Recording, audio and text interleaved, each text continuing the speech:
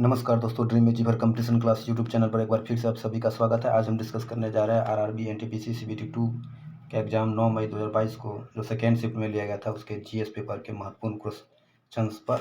और टोटल कल आंसर किया गया था उसके अनुसार से 50 क्वेश्चन का आज हम चर्चा करेंगे। यहाँ तक क्वेश्चन लेवल की बात करें और क्वेश्चन पैटर्न की बात करें और सब्जेक्ट की बात करें तो आपको मैं बता दूँ कि करेंट अफेयर्स से टोटल 14 क्वेश्चन पूछा गया था। वहीं हिस्ट्री पोर्शन से 6 क्वेश्चन लिया गया था। वहीं ज्योग्राफी से ज़्यादा क्वेश्चन लिया गया था, मतलब ज्योग्राफी से 9 क्वेश्चन लिया गया था। कंप्यूटर से 2 क्वेश्चन लिया गया था। वहीं सिविक्स पॉलिटिकल साइंस की बात करें तो पॉलिटिकल साइंस से 4 क्वेश्चन लिया गया था। साइंस की बात करें तो साइंस से 4 क्वेश्चन लिया गया था। वहीं मिसलेनियस से भी 4 क्वेश्चन लिया गया था। वहीं इकोनॉमिक्स की बात करें तो इकोनॉमिक्स से 6 क्वेश्चन लिया गया था। तो इस प्रकार ये क्वेश्चन पूछा गया था। वहीं बायोलॉजी से साइंस में 3 क्वेश्चन डाला गया था। टोटल साइंस में 4 क्वेश्चन में से 3 क्वेश्चन बायोलॉजी से डाला गया था। तो चलिए चलते हैं पहले क्वेश्चन की ओर। तो ये था करंट अफेयर्स, पहले चर्चा करेंगे तो करंट अफेयर्स पूरे 14, उसके बाद हम आगे बढ़ेंगे। तो पहला क्वेश्चन इस पर था, संयुक्त राष्ट्र विकास कार्यक्रम यूएनडीपी द्वारा तैयार मानव विकास सूचकांक रिपोर्ट 2020 में पहले स्थान पर कौन सा देश था? तो इसका राइट आंसर हमारा हो जाएगा नॉर्वे। तो इसका राइट आंसर हो जाएगा नॉर्वे। नेक्स्ट क्वेश्चन की तरफ चलते हैं। क्वेश्चन नंबर दूसरा इस प्रकार था, किस पूर्व एथलीट को BBC Indian sports women of the year 2021 के में लाइफ टाइम अचीवमेंट अवार्ड से सम्मानित किया गया? तो उसका राइट आंसर हो जाएगा अंजू बेबी जॉर्ज। उसी प्रकार अगले क्वेश्चन की तरफ चलते हैं। तीसरा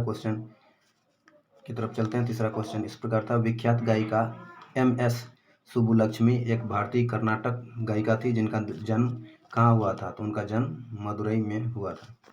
उसी प्रकार नेक्स्ट क्वेश्चन की बात करते हैं। नेक्स्ट क्वेश्चन था, पर्यटन को बढ़ावा देने के लिए बनाया गया कृत्रिम द्वीप पाम जुमेराह निम्न में से किस देश की परियोजना है? तो इसका राइट आंसर हो जाएगा UAE की परियोजना है। इसी प्रकार अगला क्वेश्चन था, निम्न में से किस भू सर्वेक्षण उपग्रह को नासा और इसरो द्वारा संयुक्त रूप से प्रक्षेपित किया गया? तो उसका राइट आंसर हो जाएगा निसार, जो कि नासा एंड इसरो का उपक्रम है। नासा और इसरो का उपक्रम निसार है। बहुत इंपॉर्टेंट क्वेश्चन था, जो कि बिहार SI में भी पूछा गया था प्री में।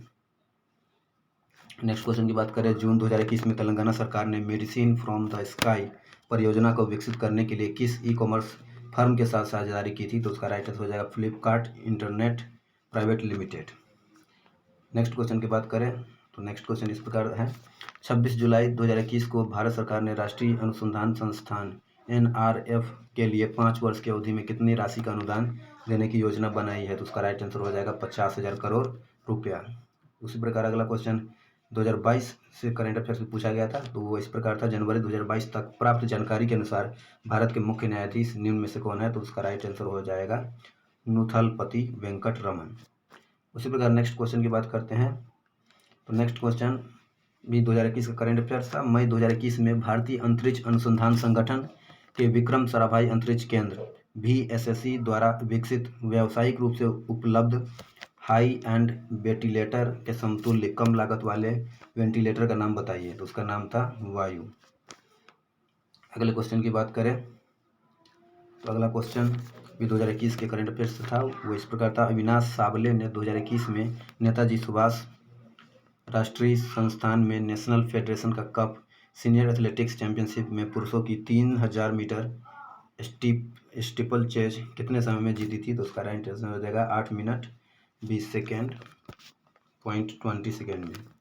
इसी प्रकार नेक्स्ट क्वेश्चन की बात करें। नेक्स्ट क्वेश्चन पूछा गया था, जियालुइगी डोनारुमा कौन थे जिनका नाम जुलाई 2021 में खबरों में आया था? तो वो खिलाड़ी थी। इस प्रकार नेक्स्ट क्वेश्चन की बात करें तो नेक्स्ट क्वेश्चन इस प्रकार है, निम्न में से किस उपग्रह की कक्षा सूर्य समकालिक नहीं है? तो उसका राइट आंसर हो जाएगा मेटियोसैट 11। उसी प्रकार नेक्स्ट क्वेश्चन की बात करें तो वो था, संस्कृति मंत्रालय द्वारा फरवरी 2021 में पश्चिम बंगाल में एक भारत श्रेष्ठ भारत के लक्ष्य को प्राप्त करने हेतु एक प्रमुख महोत्सव का आयोजन किया गया। उस महोत्सव का नाम क्या है? तो उसका नाम था राष्ट्रीय संस्कृति महोत्सव। उसी प्रकार नेक्स्ट क्वेश्चन की बात करें तो वो बुक से रिलेटेड था, red earth and red earth and pouring rain नामक उपन्यास के लेखक निम्नलिखित में से कौन है? तो उसका राइट आंसर हो जाता है विक्रम चंद्र। तो ये था 14 करंट अफेयर्स, जो कि जहाँ तक बात करें तो 2020 से एक करंट अफेयर्स डाला गया था, वहीं 2022 की बात करें तो 2022 से एक करंट अफेयर्स डाला गया था, वहीं 2021 से मोस्ट ऑफ द क्वेश्चन डाला गया था, मतलब 12 क्वेश्चन डाला गया था। तो आप लोग अभी लेवल 2, 3 और 5 में 2021 को बस टारगेट करेंगे करंट अफेयर्स में।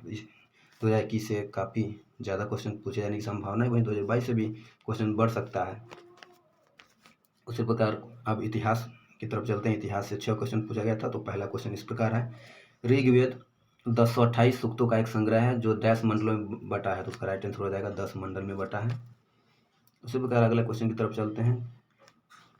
कल्हन की राजतरंगिणी में डैश पर शासन करने वाले राजाओं के इतिहास का संस्कृत भाषा में वर्णन किया गया है। तो उसका राइट आंसर हो जाएगा कश्मीर।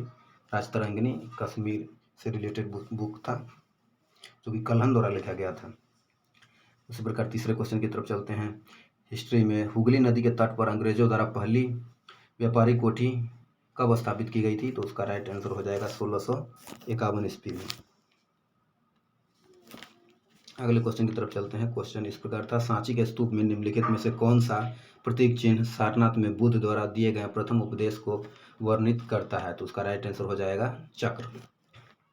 उसी प्रकार अगले क्वेश्चन की तरफ चलते हैं। अगला क्वेश्चन इस प्रकार था, गांधी इरविन समझौता कब हुआ था?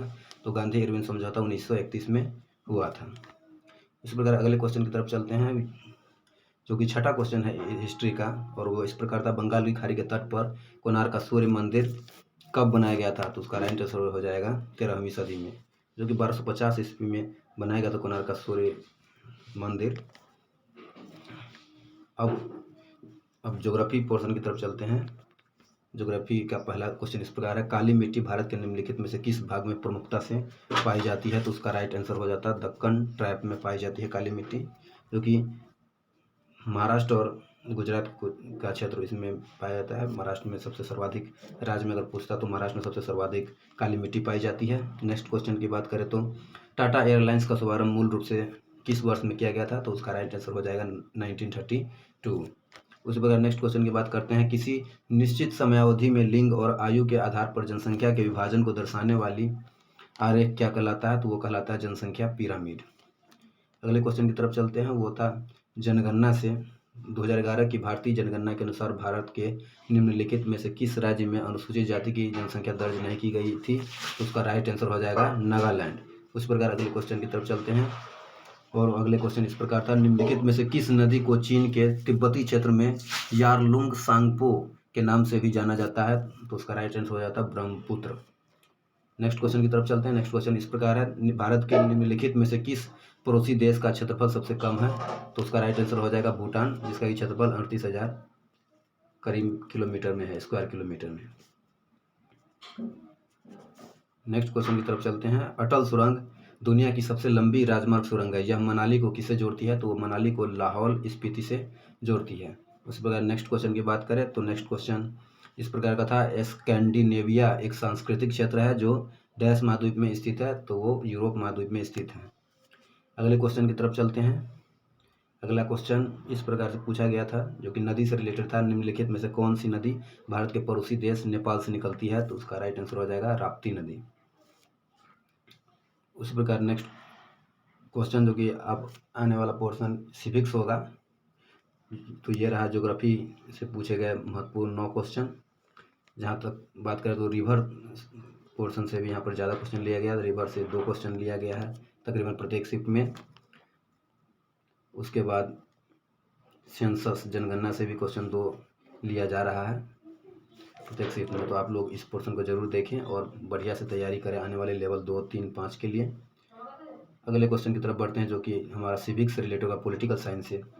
और वो पहला क्वेश्चन इस प्रकार था, गोवा को कब भारत का 25वां राज्य बनाया गया था? तो वो 30 मई 1987 को बनाया गया था। अगले क्वेश्चन की तरफ चलते हैं। निम्न में से कौन सा भारतीय संविधान के अनुच्छेद 182 का घटक है? तो 182 था, विधान परिषद का सभापति और उपसभापति से रिलेटेड था। अगले क्वेश्चन की तरफ चलते हैं। भारत के संविधान निर्माताओं द्वारा सरकार के संसदीय स्वरूप को अपनाने की प्रेरणा किस देश से ली गई थी? तो वो ब्रिटेन से ली गई थी। नेक्स्ट क्वेश्चन की तरफ चलते हैं जो कि अनुच्छेद से रिलेटेड था। ये भी भारतीय संविधान का अनुच्छेद 352 किससे संबंधित है, तो वो राष्ट्रीय आपातकाल से संबंधित है। तो ये रहा सिविक्स के 4 क्वेश्चन। सिविक्स से 4 क्वेश्चन तकरीबन प्रत्येक शिफ्ट में भी पूछा गया था और देखने को मिली है। जिसमें से अनुच्छेद की बात करें तो अनुच्छेद से 2 क्वेश्चन प्रत्येक शिफ्ट में पूछा गया था आर्टिकल से। इस प्रकार अगले क्वेश्चन की तरफ चलते हैं जो कि इकोनॉमिक से है और इकोनॉमिक से 6 क्वेश्चन पूछा गया था। गरीबी रेखा की अवधारणा पर चर्चा करने वाले प्रथम राजनीतिक हस्ती या व्यक्ति कौन थे, तो उसका राइट आंसर हो जाएगा दादा भाई नौरोजी। अगले क्वेश्चन की चलते हैं, निम्नलिखित में से कौन सा कथन अस्थायी विनिमय दर के लिए उचित है, तो इसका राइट आंसर हो जाएगा यह मांग और पूर्ति की बाजार शक्तियों द्वारा निर्धारित होती है। इस प्रकार अगले क्वेश्चन की तरफ चलते हैं, प्रादृष्ट मुद्रा फैट मनी वह है जिसका, उसका राइट आंसर हो जाएगा जिसका कोई आंतरिक मूल्य नहीं होता है। इस प्रकार नेक्स्ट क्वेश्चन की तरफ चलते हैं जो कि इकोनॉमिक्स से ही रिलेटेड है। एकाधिकार तथा प्रतिबंधात्मक व्यापार व्यवहार अधिनियम MRTP निम्न में से किस वर्ष प्रभावी हुआ, तो उसका राइट आंसर हो जाएगा 1970 में प्रभावी हुआ था। अगले क्वेश्चन की तरफ चलते हैं जो कि करेंट टाइप का इकोनॉमिक्स से पूछा गया था। FRBMA को 2003 में अधिनियमित किया गया था जिसके द्वारा सरकार के लिए राजकोषीय घाटे को कम करने के लिए लक्ष्य निर्धारित किए गए थे। FRBMA का पूर्ण रूप क्या है, तो उसका राइट आंसर हो जाएगा physical responsibility and budget management act. उसका राइट आंसर हो जाएगा तीसरा ऑप्शन सही है। अगले क्वेश्चन की तरफ चलते हैं। अगला क्वेश्चन इस प्रकार था, अर्जित कुल राजस्व और कुल लागत का डैश किसी फर्म का लाभ होता है, तो उसका राइट आंसर हो जाएगा अंतर। नेक्स्ट क्वेश्चन की तरफ चलते हैं।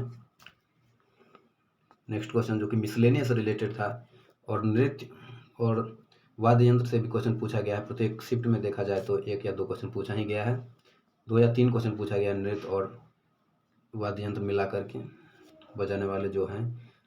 तो इस प्रकार था मिसलेनियस का पहला क्वेश्चन, सिद्धि धमाल नृत्य निम्नलिखित में से किस राज्य या केंद्र शासित प्रदेश से संबंधित है, तो उसका राइट आंसर हो जाएगा गुजरात।